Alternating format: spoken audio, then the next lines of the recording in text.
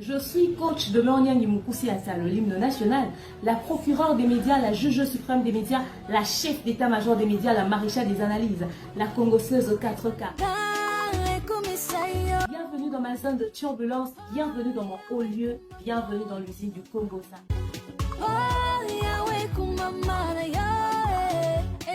Ici, on n'est pas là pour plaisanter. Installez-vous, abonnez-vous, likez et n'hésitez surtout pas de partager massivement les liens.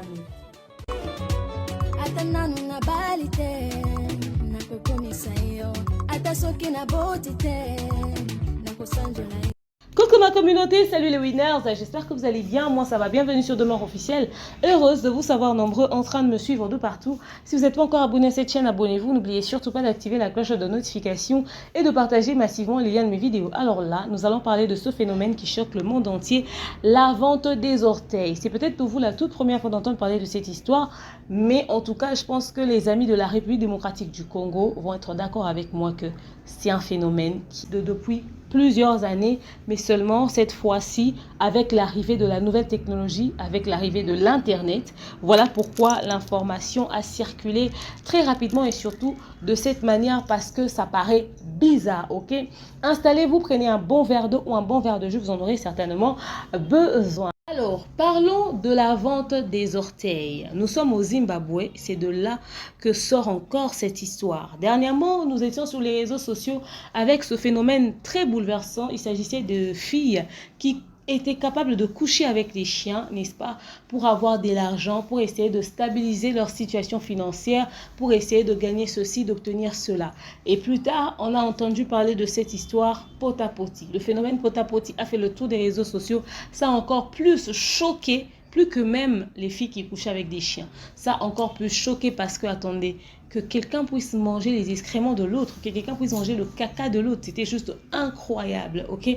Ce phénomène a tellement choqué, je suis même sûre que ceux qui ont ce genre de pratique-là, ceux qui utilisent ce genre de pratique, même là-bas au niveau de Dubaï, je pense qu'ils se sont résiliés, ils ont même dosé, hein, n'est-ce pas, leur trafic et tout. Parce que je suis sûre que les autorités de Dubaï ont décidé de jeter un œil autour de cette histoire-là. Même si eux-mêmes, ils peuvent se retrouver dans ce genre de délire, mais comme c'est un acte condamnable par la loi, je suis sûre qu'ils ont eu un œil très regardant par rapport à tout ça parce que c'est un phénomène qui n'honore pas du tout leur ville au fait. Ça donne une image très négative, ok? Et pendant qu'on pensait avoir pris une pause, mais ce n'était pas le cas au fait. Parce qu'au niveau de Zimbabwe, il y a quelque chose de pire qui se passe encore. Enfin, pire, je ne sais pas. Tout dépend de l'appréciation de tout un chacun.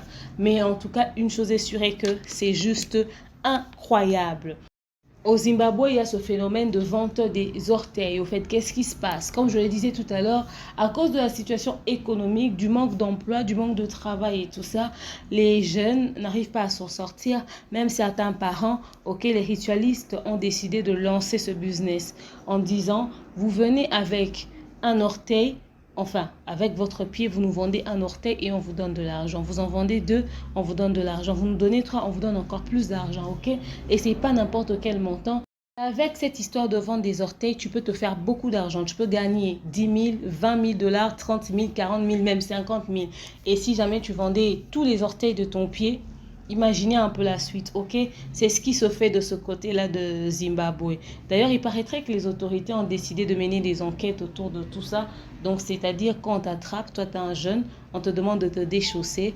Et si jamais on voyait ce qu'il y avait sur ton pied, si on voyait que tu avais déjà vendu ton orteil, tu dois justifier l'absence de ton orteil, ok? Si c'est en rapport avec une maladie ou si c'est en rapport avec ce genre de pratique au fait. Mais en tout cas, une chose est sûre est que ceux-là qui ont déjà vendu ont empoché entre 20 000, 30 000, 50 000 dollars. Après avoir vendu un orteil, ok? Et ils les vendent chez qui? Chez des ritualistes, au fait. Ce sont eux qui en ont besoin. Maintenant, la question qu'il faudrait se poser, on m'a rien demandé. On m'a pas demandé mon enfant, ma famille, ma progéniture ou quelque chose de comme ça. On me demande seulement mon orteil. On me demande mon orteil, mais pour en faire quoi? C'est pour quel objectif? Qu'est-ce que lui, il va faire avec mon orteil, au fait? Beaucoup de personnes ne se posent pas cette question-là. Comme je l'ai dit tout à l'heure, ce phénomène n'a pas commencé aujourd'hui, comme l'histoire de Dubaï Porta-Potty. Au fait, c'est juste des choses qui datent de plusieurs années qu'aujourd'hui, vous arrivez à découvrir avec beaucoup de facilité à cause de l'arrivée de l'Internet. Moi, quand je grandissais, si je ne me trompe pas, j'entendais parler de Luanda ou en Angola. Je pense, enfin, dites-moi, hein, ceux qui connaissent cette histoire. Il y a un pays en Afrique où on vendait les doigts, au fait. Tu vends un de tes doigts chez les ritualistes et tu deviens riche et tu as beaucoup d'argent. Ce phénomène date de depuis longtemps. C'était les doigts de la main, ok? Il y avait beaucoup de papas qui avaient de l'argent à cette époque-là. En fait, c'était l'époque où soit tu pars dans ce coin-là de l'Afrique pour vendre ton doigt et avoir de l'argent, ou encore tu pars faire des trucs de diamants et tout ça dans le Kasaï et tout, nanani et nanana. C'était cette même période-là, au fait. Il y a beaucoup de papas qui sont devenus riches après avoir vendu les doigts et tout ça, ou leurs orteils même. Ok, c'est comme ça que ça se passait. Donc, c'est une pratique qui existe depuis plusieurs années.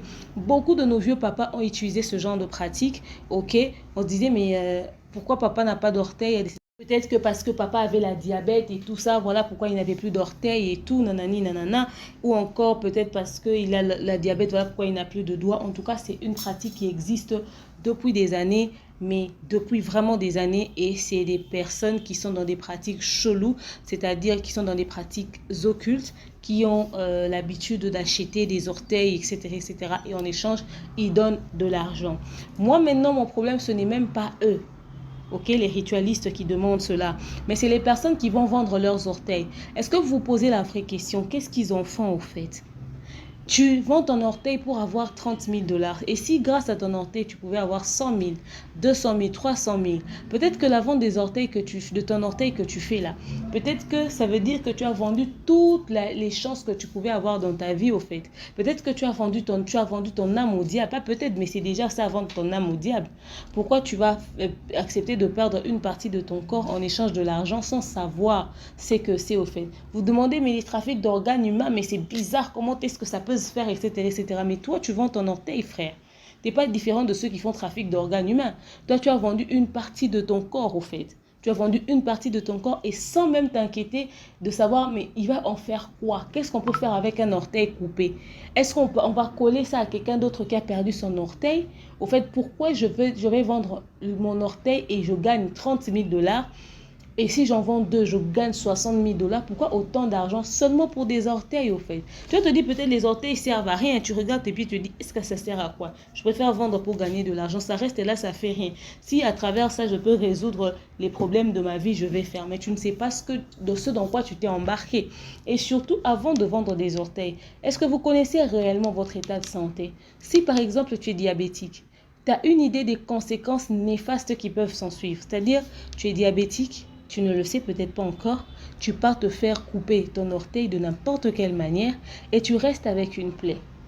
Si tu es diabétique, tu ne pourras même pas consommer ou utiliser cet argent. Parce que très tôt, tu vas perdre la vie et cette plaie-là, c'est ce qui va te tuer au fait.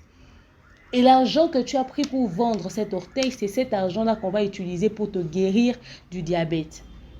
Il y a de ces corps qui n'acceptent pas n'importe quel type de blessure. Est-ce que quand on te retranche cet orteil-là, on te retranche ça dans quelles conditions? Est-ce que c'est un médecin qui le fait? C'est dans les meilleures conditions, avec un très bon instrument. Tu peux sortir de là, tu rentres, ça devient une plaie, ça commence à faire gonfler le pied et tout ça, la jambe et nanani et nanana, ça te crée encore d'autres maladies. Vous vous exposez à beaucoup de dangers. Tout ça pour avoir de l'argent. Tout ça parce qu'il n'y a pas suffisamment d'emplois. Et tout ça parce que, mais il y a ceux-là qui le font, hein. Ce n'est pas parce qu'ils n'ont pas suffisamment d'emplois chez eux. C'est parce qu'ils n'ont même pas voulu aller faire des hautes études, mais également parce qu'ils ne savent pas chercher. Ils veulent juste la vie facile. Voilà pourquoi il part vendre son orteil. Ce phénomène choque tout le monde. Mais la vraie question, il faudrait savoir, même si on me donne 100 000 dollars pour mon orteil, mais il va en faire quoi? C'est l'inquiétude que nous devons tous avoir au fait. Et cette pratique fait le tour des réseaux sociaux. C'est une pratique réelle J'ai même parlé avec un abonné de Demeure officielle de cette chaîne même qui habite Zimbabwe. C'est d'ailleurs lui qui m'a envoyé les images et tout ça, qui m'a dit tiens Demeure, c'est même partout sur les réseaux sociaux, c'est partout sur Google et tout ça, c'est partout. On en parle sur les réseaux sociaux, sur TikTok, sur Facebook. Tu vas voir, cette histoire est réelle ici au Zimbabwe. C'est de plus en plus fréquent. On entend parler de ça. Moi, je connais un gars qui a gagné son argent à travers ça. Il s'est acheté rapidement une Jeep, c'est-à-dire il rêvait d'avoir une Range Rover. Et quand ce deal-là a commencé, il est allé, il a fait ça, il a eu finalement la Range Rover blanche dont il rêvait au fait, dont il avait besoin, etc. etc. Et c'est comme ça qu'il a eu un peu d'argent. Mais vous savez, l'argent sale, on n'utilise pas ça de la meilleure des manières. On a l'impression vraiment qu'il est devenu tout autre chose, quoi. Ok, et c'est très dangereux parce que quand quelqu'un a gagné l'argent avec autant de facilité, il ne saura pas comment gérer. Il est dans tout et dans n'importe quoi et tout ça. Donc cette histoire peut avoir des conséquences néfastes sur les vies des gens.